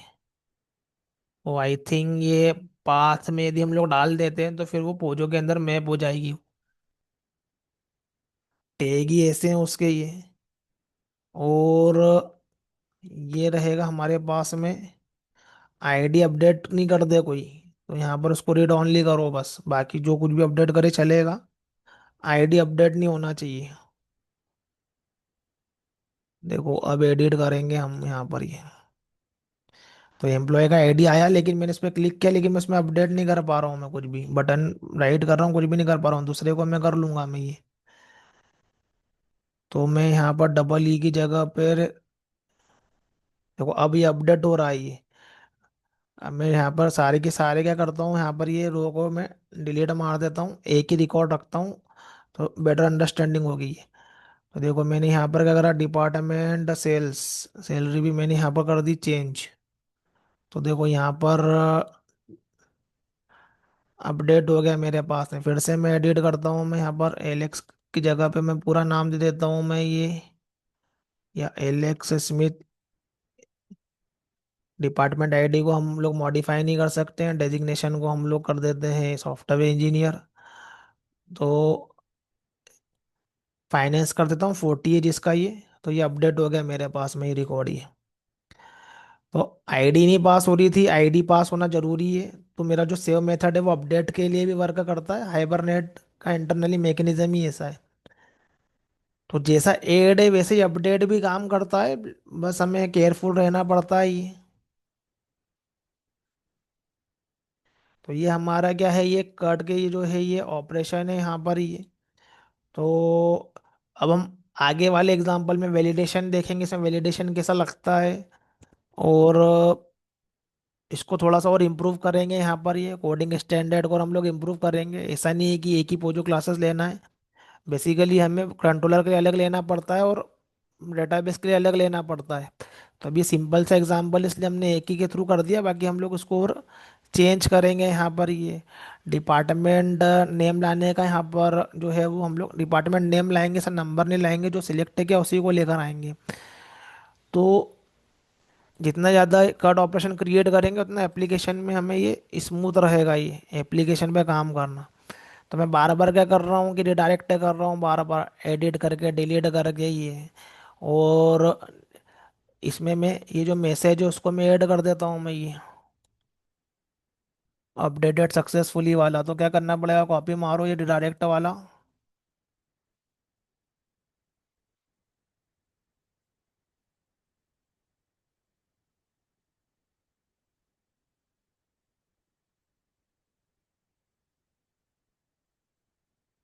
और एट्रीब्यूट फ्लैश मैसेज। तो मुझे नीचे मैसेज दिखने लगेगा, मैं एडिट करूँगा तो जैसे मैंने एडिट किया यहाँ पर ये, मॉडिफिकेशन किया मैंने यहाँ पर ये मुझे नीचे नीचे ये मैसेज आया मुझे ये। क्रिएट करके देखो इसको, काफ़ी यहाँ पर अंडरस्टैंडिंग होगी, जितना भी लर्न किया है, सब कुछ यूज़ हो रहा है इधर ये। तो आईओसी कंटेनर ऑब्जेक्ट क्रिएट कर रहा है। रिपोजिटरी लेयर पे हम लोग क्या कर रहे हैं कि सर्विस लेयर पे हम लोग एनोटेशन का यूज़ कर रहे हैं, तो ऑटो स्कैनिंग हो रही है। Controller service spring data JP use कर रहे हैं, तो चीज़ें यहाँ पर एम्बेडेड आ रही है। अब हम इसके आगे डेटाबेस से कॉन्सेप्ट लगा सकते हैं, पेजिंग करना हो हमें या फिर शॉर्टिंग करना हो यहाँ पर ये आईडी बेस पे, नेम बेस पे। तो इसी को इम्प्रूव करके काफ़ी चीज़ें कर सकते हैं। तो ये हैप्पी पाथ है एटलीस्ट कट ऑपरेशन का। अब आगे और स्टैंडर्ड एग्जांपल देखते हैं। और ये एप्लीकेशन को हम लोग अब क्लाउड पर डिप्लॉय करेंगे, जेनकिन के थ्रू डिप्लॉय करेंगे, डॉकर के थ्रू। यहाँ पर जो है ये डिप्लॉयमेंट देखेंगे।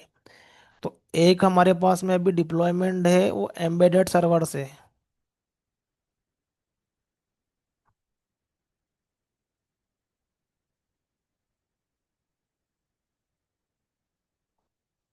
अब हमें एक्सटर्नल सर्वर से डिप्लॉयमेंट देखना है लोकली, ऑनकेट। फिर हमें ये AWS पे करना है, तो AWS पे भी एम्बेडेड वाला भी देखेंगे। तो लोकली चीज़ें की जगह पर हमारी क्या होगी, रिमोटली आएगी यहाँ पर ये। और टॉमकेट से भी देखेंगे। फिर हमें डॉकर के ऊपर डिप्लॉयमेंट करना है। डॉकर के ऊपर डिप्लॉयमेंट करने का मतलब है कि एप्लीकेशन होगा हमारा ये कंटेनर के ऊपर डिप्लॉय होगा। तो कंटेनर क्या है, सब डॉकर की टर्मिनोलॉजी अंडरस्टैंड करना पड़ेगी। तो सेम एप्लीकेशन मल्टीपल प्लेसेस पे हम लोग डिप्लॉयमेंट करेंगे यहाँ पर ये। फिर यही एप्लीकेशन जो होते हैं बाद में एक ही एप्लीकेशन है उस पर लोड आता है, तो लोड बैलेंसर लगते हैं।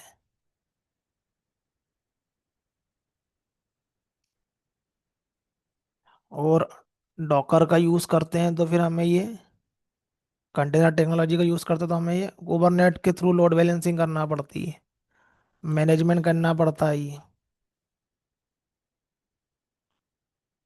तो ये सिंपल एप्लीकेशन के लिए भी कर सकते हैं, लेकिन ये माइक्रो सर्विसेज के केस में फेमस है ये। सिंपल एप्लीकेशन जो रहेगा वो लोड बैलेंसिंग में काम हो जाता है, लेकिन जो माइक्रो सर्विसेज है वो कुबरनेट में ज़्यादा फ्लेक्सिबल है। तो उसके क्यों क्यों है क्या है वो हमें आगे रीज़न उसके हम देखेंगे ये। तब हम नेक्स्ट सेशन से हम लोग AWS या एक्सटर्नल टॉमकेट सर्वर पे भी हम लोग डिप्लॉयमेंट करेंगे ये। तो ये अब आगे देखते हैं हम नेक्स्ट सेशन में।